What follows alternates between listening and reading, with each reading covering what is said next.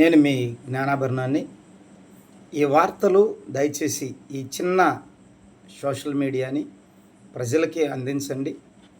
ఈ 20 రోజుల లోపల దయచేసి ఎంతమంది ప్రజలకు అందితే అంత ప్రయోజనం కూడా ఉంటుంది. కాబట్టి గమనించి ఈ వీడియోల్ని ప్రతి ఒక్కరు కూడా ఇతరులకు షేర్ చేయవలసిందిగా తెలియపరుస్తున్నాం. అదేవిధంగా వార్తల్లోకి ముందుకు వెళ్దాం. ఒక మహనీయుడు అన్నటువంటి మాటలు ఏంటంటే, సమాజం చెడిపోవడానికి ప్రధానమైనటువంటి మూల కారణం మేధావులు అనేటువంటి వారు మౌనంగా ఉండటమే దీనికి కారణం అన్నారు. అంటే సమాజం చెడిపోవడానికి చెడ్డవారి వలన మాత్రమే కాదంట సమాజం చెడిపోయేది.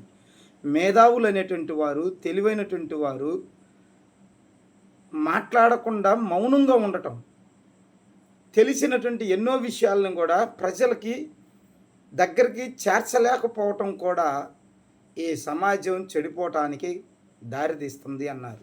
కాబట్టి ఆంధ్రప్రదేశ్ ప్రజలారా, మేధావులు కూడా కొంతమంది ఈరోజు జగన్మోహన్ రెడ్డి గారు చేసినటువంటి ఎన్నో మంచి పనుల మీద, పథకాల మీద, సంక్షేమ పథకాలు అందిస్తున్నప్పటికీ కూడా వారి స్వార్థాల కోసం సరైనటువంటి విషయాలని ప్రజలకు అందించలేకపోతున్నారు. ఇది చాలా దురదృష్టకరం.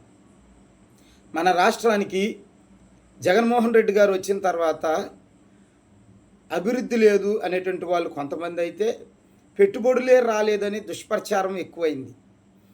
గత ప్రభుత్వంలో అనగా చంద్రబాబు నాయుడు గారి ప్రభుత్వంలో మన ఆంధ్ర రాష్ట్రానికి ఎన్ని పెట్టుబడులు వచ్చినాయి, ఎంత పెట్టుబడులు వచ్చినాయి ఒక్కసారి ఆలోచన చేయండి.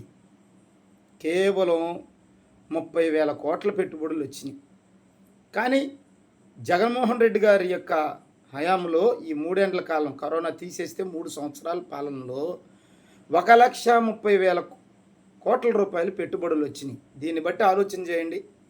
పెట్టుబడులు రాలేదా? ఆలోచన చేయండి.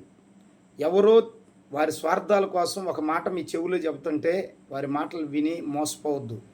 ముఖ్యంగా ఆంధ్రప్రదేశ్ ఓటర్ మహాశీలారా, జగన్మోహన్ రెడ్డి గారి యొక్క పాలనలో కోట్ల రూపాయల పెట్టుబడులు మన రాష్ట్రానికి పెట్టడానికి చాలామంది వచ్చారు.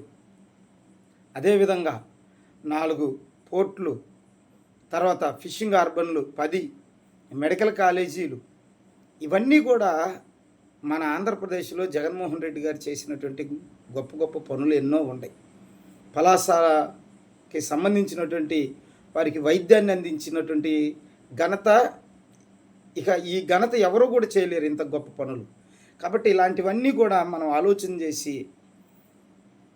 సరైనటువంటి నిర్ణయం తీసుకొని ఇప్పుడు సార్వత్రిక ఎన్నికల్లో మంచి నాయకుడు, ప్రజల నాయకుడు, ప్రజల కోసం కృషి చేస్తున్నటువంటి జగన్మోహన్ రెడ్డి గారికి ఫ్యాన్ గుర్తుపై ఓటు వేసి, ఏ అభ్యర్థి, ఎమ్మెల్యే అభ్యర్థి, ఎంపీ అభ్యర్థికి మనమందరం కూడా మనస్ఫూర్తిగా ఫ్యాన్ గుర్తుపై ఓటు వేసి అత్యధిక మెజార్టీతో మరొక్క 5 సంవత్సరాల పాలన, మంచి పాలనని, మెరుగైన పాలనని మనం పొందుకోవాలంటే ఫ్యాన్ గుర్తుపై ఓటు వేసి విజయాన్ని మరొకసారి పొందుకుందాం.